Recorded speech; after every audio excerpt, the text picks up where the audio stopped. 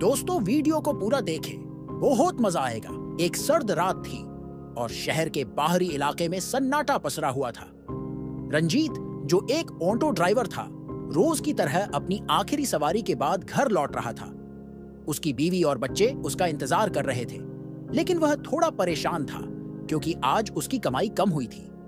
रंजीत ने सोचा, चलो आखिरी चक्कर मार लेता हूं, शायद एक दो सवारी मिल जाए। वह सुनसान सड़कों पर धीमे धीमे ऑटो चला रहा था जब अचानक एक बुढ़िया उसे सड़क के किनारे खड़ी दिखाई दी। उसने सफेद साड़ी पहनी हुई थी और उसके बाल बिखरे हुए थे। रंजीत ने सोचा कि इस समय बूढ़ी औरत अकेले क्या कर रही है। पहले उसने अनदेखा किया, लेकिन उसकी आंखों में कुछ ऐसा था जो उसे रोकने पर मजबूर कर गया। बुढ़िया ने रंजीत की तरफ देखा और इशारा किया कि उसे सवारी चाहिए। रंजीत ने ऑटो रोका और बोला, मां जी, कहां जाना है? बुढ़िया ने धीमी आवाज में कहा, बेटा, मुझे गांव तक छोड़ दो, यहां से थोड़ा दूर है। उसकी आवाज में एक अजीब सी कंपन थी जो रंजीत को थोड़ा असहज कर रही थी, लेकिन उसने सोचा कि शायद ठंड और अकेलेपन की वजह से उसकी आवाज कांप रही होगी। रंजीत ने उसे बैठने का इशारा किया। बुढ़िया धीरे धीरे ऑटो में चढ़ी और चुपचाप बैठ गई। उसने कोई बात नहीं की और रंजीत ने भी ज्यादा ध्यान नहीं दिया। लेकिन जब वह गांव की ओर बढ़ने लगा, उसे अजीब सी ठंड महसूस होने लगी, जबकि उसके चारों ओर हवा का कोई झोंका नहीं था। उसने अपनी जैकेट की जिप बंद की और ऑटो की स्पीड बढ़ा दी। रास्ता सुनसान और लंबा था। कुछ देर बाद बुढ़िया ने पूछा, बेटा, तुम डरते हो? रंजीत ने हंसते हुए जवाब दिया, मां जी, मैं तो रोज रात को इस रास्ते से गुजरता हूं, डरने की कोई बात नहीं। लेकिन अंदर ही अंदर उसकी धड़कनें तेज हो गई थीं।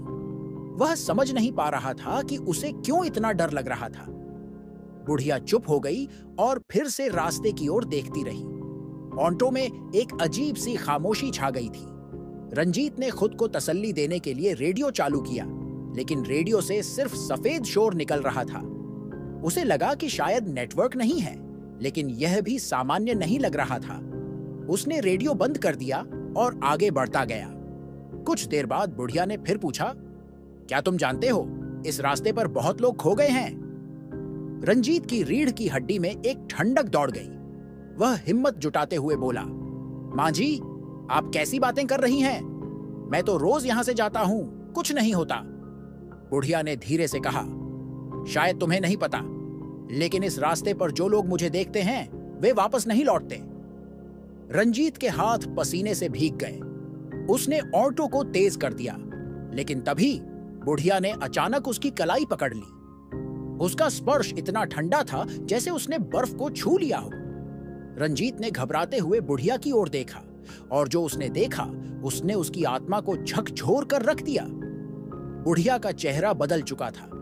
उसकी आंखें गड्ढों में ढंसी हुई थीं और उसका चेहरा झुर्रियों से भरा हुआ था। उसकी मुस्कान में एक भयानक डर था। उसने कहा, तुम भी नहीं बचोगे। रंजीत ने झट से अपना हाथ छुड़ाया और ऑटो को रोकने की कोशिश की, लेकिन ब्रेक काम नहीं कर रहे थे।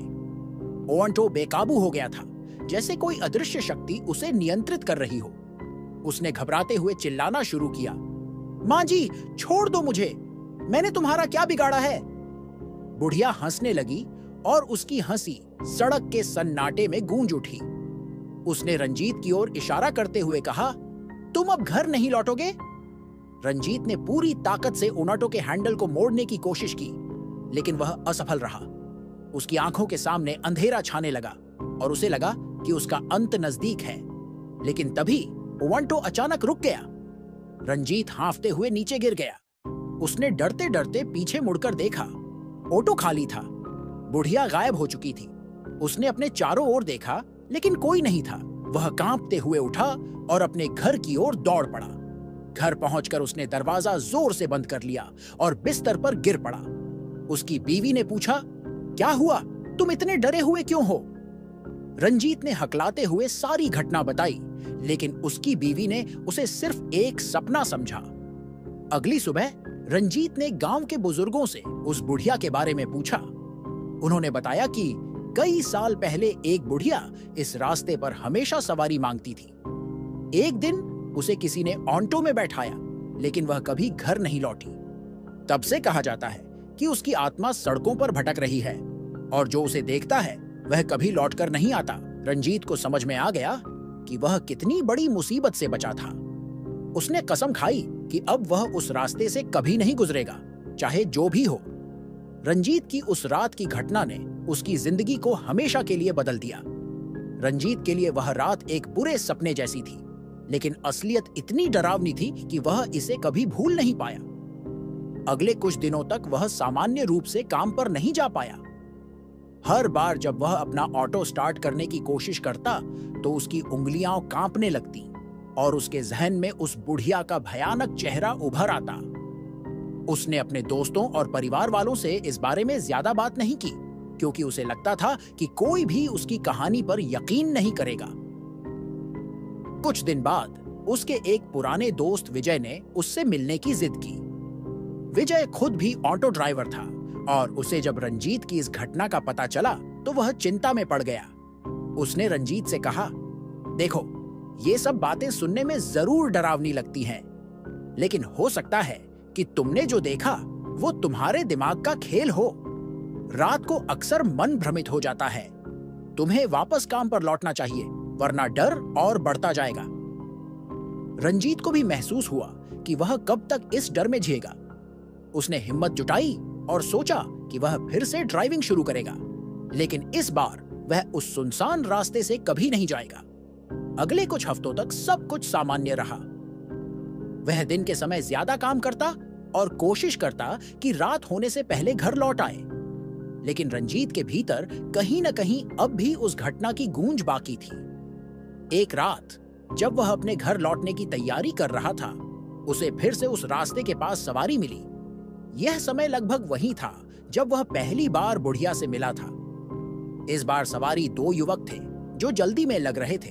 उन्होंने कहा, भैया, हमें जल्दी गांव तक पहुंचा दो, बहुत जरूरी काम है, देर हो रही है। रंजीत ने पहले मना किया, लेकिन उनके बार बार अनुरोध करने पर वह मान गया। जैसे ही उसने ऑटो चालू किया, उसके मन में वही डर फिर से उभर आया। उसने ठंडे पसीने से तरबतर होते हुए ऑटो चलाना शुरू किया। वह खुद को दिलासा दे रहा था कि इस बार कुछ भी गलत नहीं होगा। लेकिन कुछ दूर जाने के बाद वह फिर से उसी सुनसान रास्ते पर पहुंच गया जहां वह बुढ़िया को पहले मिला था। उसकी धड़कनें तेज हो गईं और उसने महसूस किया कि ऑटो का इंजन एक बार फिर असामान्य ढंग से चलने लगा है। जैसे जैसे वह उस इलाके में पहुंच रहा था, उसकी स्पीड धीरे धीरे कम हो रही थी, मानो कोई अदृश्य शक्ति उसे फिर से रोक रही हो। उसके दिमाग में एक सवाल गूंजने लगा, क्या वह फिर से उसी खौफनाक घटना का शिकार बनने वाला है? अचानक एक झटके के साथ ओ-एंटो पूरी तरह से बंद हो गया। दोनों युवक भी चौंक गए और इधर उधर देखने लगे। एक युवक ने पूछा, भैया, क्या हुआ? ओ-एंटो क्यों रुक गया? रंजीत ने घबराते हुए कहा, मुझे नहीं पता, ये रास्ता अच्छा नहीं है, शायद हमें वापस लौट जाना चाहिए। युवकों ने सोचा कि शायद कोई तकनीकी समस्या है और वह ऑटो की तरफ झुके, लेकिन तभी चारों ओर का माहौल अजीब ढंग से बदलने लगा। हवा अचानक ठंडी हो गई और पेड़ पौधों की पत्तियां अजीब तरीके से सरसराने लगीं, मानो उन्हें कोई ताकत जोर से हिला रही हो। रंजीत ने युवकों की ओर देखा और उनके चेहरों पर भी डर की लकीरें साफ नजर आ रही थीं। रंजीत ने इंजन को बार बार स्टार्ट करने की कोशिश की, लेकिन ऑटो किसी तरह से चालू ही नहीं हो रहा था। उसकी आंखें बार बार रास्ते की ओर उठ रही थीं और उसे फिर से वही डरावना एहसास हो रहा था जैसा पिछली बार हुआ था।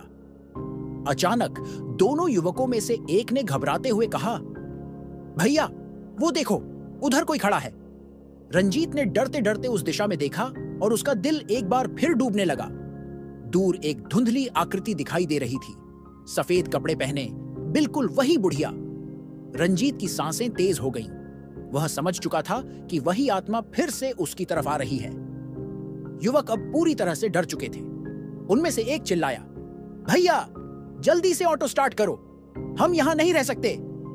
रंजीत ने पूरी ताकत से स्टार्ट बटन दबाया और इस बार चमत्कारिक ढंग से ऑटो चालू हो गया। उसने बिना वक्त गंवाए पूरी स्पीड से ऑटो आगे बढ़ाया। बुढ़िया की परछाई अब धुंधली हो रही थी, लेकिन रंजीत का डर और भी बढ़ गया था। ऑटो जैसे ही तेज हुआ, वह बुढ़िया की हंसी सुन सकता था, जो रात की खामोशी को चीर रही थी। जब रंजीत गांव के करीब पहुंचा, तो युवकों ने हड़बड़ाहट में ऑटो से उतरते ही कुछ पैसे फेंके और भागते हुए चले गए। रंजीत ने सांस ली, लेकिन उसकी पूरी आत्मा अब भी कांप रही थी।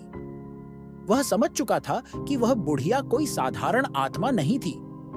उसके पास कोई रहस्य था, कोई पुरानी कसमसाहट जो उसे इस दुनिया से जाने नहीं दे रही थी।